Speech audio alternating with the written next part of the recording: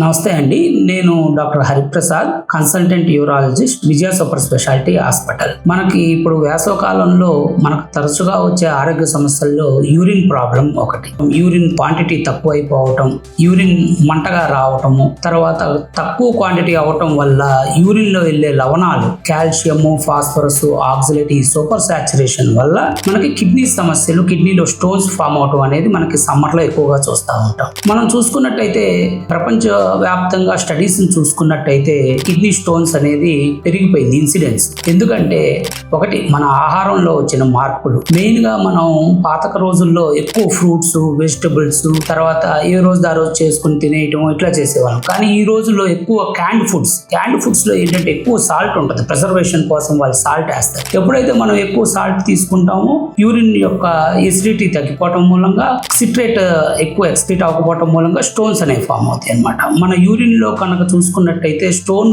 Formation ఉంటాయి, stone prevention ఉంటాయి. ఈ ప్రివెన్షన్ లో మెయిన్ వచ్చేటప్పటికి సిట్రేట్ కంటెంట్, యూరిన్ లో సిట్రేట్ కనుక ఉంటే స్టోన్స్ ఫామ్ అవ్వకుండా ఉంటాయి. ఎక్కువ సాల్ట్ తీసుకుంటే సిట్రేట్ అనేది తగ్గిపోవటం వల్ల స్టోన్స్ ఫామ్ అవుతాయి. అట్లాగే ఇవాళ ఎక్కువ వెజిటబుల్స్ తీసుకోకుండా ఎక్కువ యానిమల్ ప్రోటీన్ తీసుకుంటున్నారు. అంటే ఏంటంటే పౌల్ట్రీ కానీ, లేదంటే మీట్ కానీ, లేదంటే ఫిష్ కానీ, సీ ఫుడ్స్ కానీ ఎక్కువ తీసుకున్నారు. వీటి వల్ల కూడా ఏంటంటే యూరిన్ pH ఎసిడిటీ తగ్గిపోయి సిట్రేట్ ఎక్స్క్రీషన్ తగ్గిపోయి స్టోన్ ఫార్మేషన్ రిస్క్ ఎక్కువ అయిపోతుంది అనమాట. తర్వాత సమ్మర్ లో మనం ఎండ్లోకి వెళ్ళి రావటం మూలంగా మన యూరిన్ కంటెంట్ తగ్గిపోవటం మూలంగా ఈ కాల్షియం అయాన్స్ ఇవన్నీ సూపర్ సాచురేట్ అయ్యి స్టోన్స్ ఫామ్ అవుతాయి. అందుకని సమ్మర్ లో ఎక్కువ స్టోన్ డిసీజ్ ఎక్కువ చూస్తూ ఉంటాం. ఇంకా వేరే ఇతర కారణాలు చూసుకున్నట్టయితే obesity is one of the main risk factor for stone disease. అలాగే డయాబెటీస్, మనకు అందరికీ తెలుసు డయాబెటీస్ ఇన్సిడెన్స్ పెరిగింది. అట్లాగే స్టోన్ డిసీజ్ ఇన్సిడెన్స్ కూడా పెరుగుతుంది. ఇంకా కార్డియోవాస్కులర్ డిసీజ్, హార్ట్ ప్రాబ్లమ్స్ ఉన్న వాళ్ళు, తర్వాత మెటబాలిక్ సిండ్రోమ్,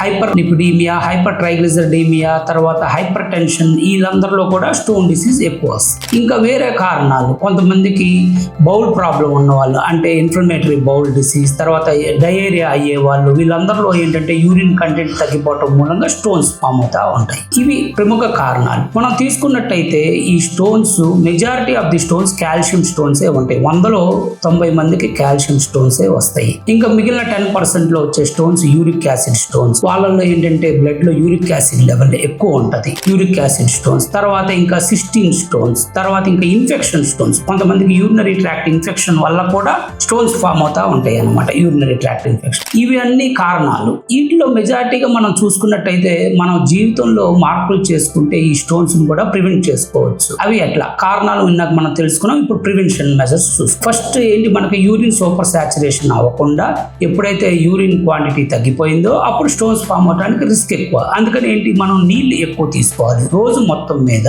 2 లీటర్ల నుంచి 3 లీటర్ల వరకు నీళ్లు తీసుకుంటే that is the main preventive factor. Next obesity, మనం ఇందాక అనుకున్నాం ఒబిసిటీ, ఉభయకాయం రాకుండా చూసుకోవాలి. జాగ్రత్తగా మనం వ్యాయామం చేసుకుంటూ జాగ్రత్తగా మన వెయిట్ ని, ఓవర్ వెయిట్ ఉండొచ్చు కానీ ఒబిసిటీలోకి వెళ్ళకూడదు. ఓవర్ వెయిట్ వేరు, ఒబిసిటీ వేరు, అది జాగ్రత్తగా చూసుకోవాలి. ఒబిసిటీ తర్వాత ఈ ఒబిసిటీ ఉండటం మూలంగా other risk factors, sugar, diabetes, hyper tension ఇవన్నీ ఉన్నాయి అనుకోండి. ఇవన్నీ మళ్ళీ రిస్క్ ఫ్యాక్టర్స్. సో జాగ్రత్తగా వ్యాయామం చేస్తూ ఒబిసిటీని తగ్గించుకోవటం, తర్వాత బీపీ కంట్రోల్లో పెట్టుకోవటం, డయాబెటీస్ షుగర్ని కంట్రోల్లో పెట్టుకోవటం, ఎక్కువ వాటర్ తీసుకోవటం, ఇవన్నీ.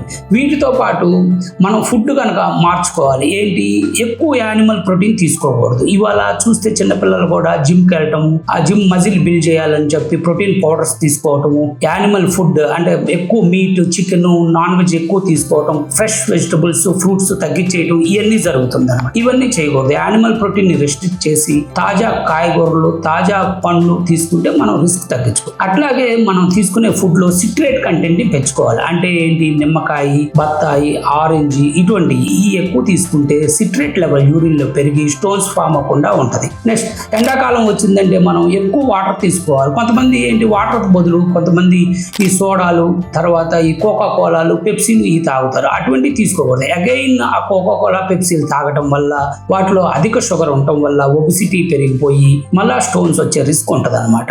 కోకా కోలా, పెప్సీల వల్ల కూడా స్టోన్స్ ఫామ్ అవుతాయి. తర్వాత మన ఇంట్లో చేసే మజ్జిగ, చక్కగా మళ్ళీ చల్లటి మజ్జిగ, బార్లీ వాటర్, సబ్జా నీళ్లు ఇవి ఎక్కువ తీసుకుంటూ ఉండాలి స్టోన్ ప్రివెన్షన్ కి. నెక్స్ట్ వీడియోలో మనం ఈ స్టోన్ డిసీజ్ ఉన్న వాళ్ళ యొక్క జబ్బు యొక్క లక్షణాలు, తర్వాత దాని యొక్క ట్రీట్మెంట్ వివరాలను చూద్దాం. Thank you.